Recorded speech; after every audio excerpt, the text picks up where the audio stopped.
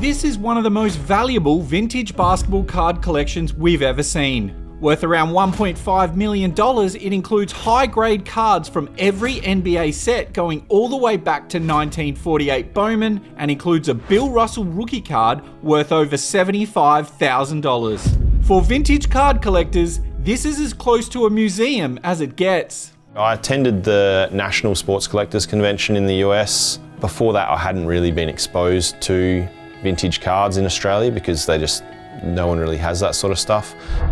And I was instantly drawn to the history of them, and over the next few years the goal was just to obtain one of each copy. I wasn't super concerned about the grade, it was just I wanted a clean copy of each card. Once I acquired one of everything, I started to look at the grades and go, oh, I want a higher grade. So this is my main Boston Celtics collection. We've got vintage starting from 1948 Bowman through the 60s, 70s, 80s, mid-80s with the Star Company cards, and then all the way through to the modern cards. They're almost like antiques. When they were produced, they were marketed as a gimmick mainly collected by kids. Most of them just got rubber bands around them, they got thrown in shoe boxes. So to find them in perfect condition it's near impossible. They weren't designed to be preserved. Anything pre-1980 was relatively scarce. Compared to baseball cards, the basketball cards were almost non-existent. And vintage grades matter tremendously. The higher the grade, obviously the more value, but the difference between an 8 and a 9 and a 9 and a 10 can be exponential. You might have an 8 that's worth $100, a 9 that's worth $500, but if a 10 comes up, depending on how many there are, the 10 might be $20,000. My goal is just to have every Boston Celtics card in the highest grade possible, which is quite difficult because there's quite a few copies out there which there is a 10 or a 9 where there's only one copy graded that grade in the world.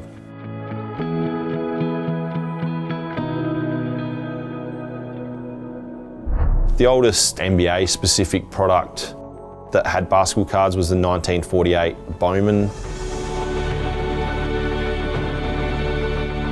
They're smaller than a standard regular issue card, and they're made obviously from cardboard that was used at the time, so they're very brittle, they're very prone to not being in good condition.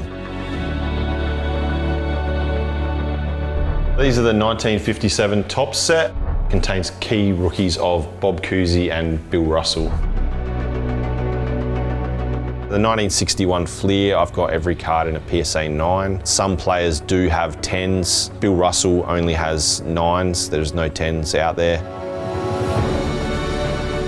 I've got the base portrait card and he has an in-action subset card. I've got those both in a PSA 9, which is the highest grade that card's ever been graded. My favourite design is probably the 1971 Topps. The font and the look of the cards is very retro. I've got the 1971 Dave Cowan's rookie card in a PSA 10. It's the only copy graded 10 in the world.